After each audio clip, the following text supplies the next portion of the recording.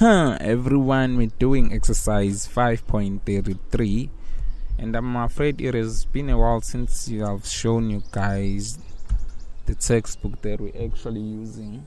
This is it right here, and right now I'm about to do exercise 5.33 as I just told you.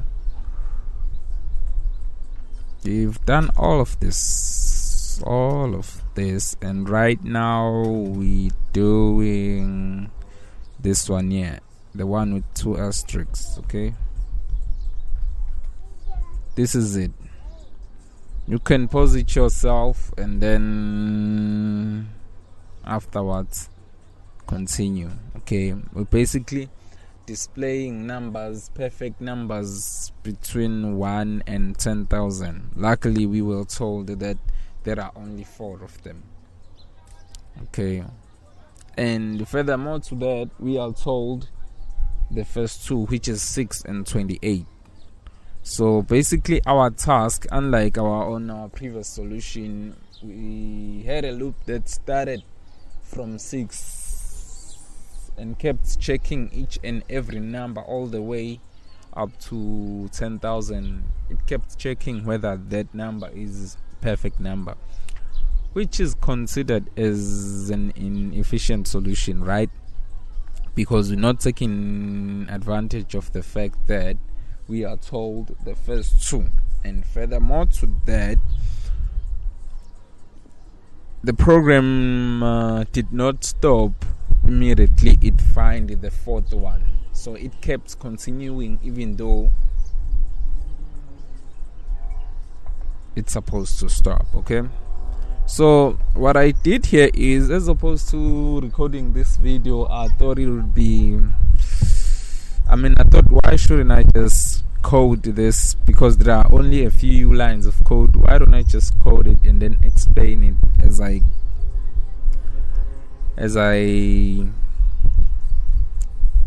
I go on. Okay, so basically we're having a number of perfect numbers, a number that counts our number of perfect numbers. So we're initializing it to 2. Why 2? It's because we already have the first 2, and that is 6 and 28, as you can see. We're basically taking advantage of the hint that was given to us. Okay, and this variable here will actually store the sum of divisors. For instance, for 6, the sum of divisors is 6 because it's gonna be 3 plus 2 plus 1. So basically, the divisors total variable will keep adding those divisors, and in this example it will be 3, 2 and 1. Okay, and then this one right here is actually the number that we trying to determine whether or not it is a perfect number. Unlike before, this time around we'll start checking from 29, because we already know the first 2 are actually 6 and 28. Okay, so we're basically taking advantage of that. Okay, below that I'm simply displaying the 2 perfect numbers, and then since we're not quite sure how many iterations will be performed by our loop, so we chose a while loop. Okay, so what I basically did was to check each and every number starting from 29 all the way up to the 4th perfect number. So this loop here, you've seen it before if you checked out my previous solution. The only difference here is we're not starting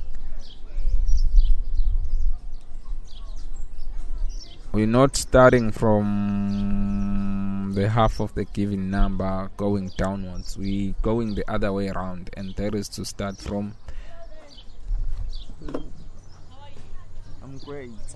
Okay, yeah, but anyways, there was a person greeting, so I had to give her my attention. Okay, what I was saying, this time around we're going the other way around, and that is we're starting from 1 going all the way halfway through, okay, all the way up to half our number, okay. And then once we're done with our loops, we then check if the given number is divisible by our divisor, and if it is, we simply add it to our divisor's total, okay. Once we're done with that loop, we then check whether our divisor's total is equal to our number, and that is whether the sum on the right hand side is equal to the number on the left hand side, which is 6 in this case.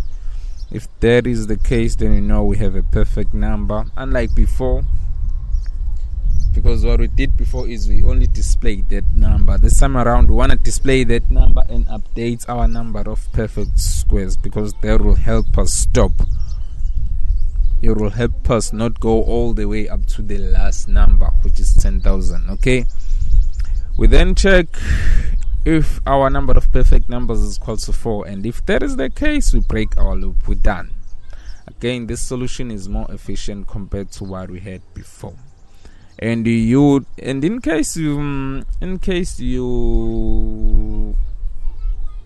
don't find that convincing for you, you can try huge numbers. For instance, you can try finding perfect numbers between 1 and maybe 10 million, something like that, and then you will see, and then try to compute the time it takes to compute for the program to finish for one program, okay. And so you basically have two programs, the one using that approach, the one I just explained, and the other one doing the same thing we did on this solution here, and then try to compare the time it takes for the two programs to run. You will definitely see a huge difference.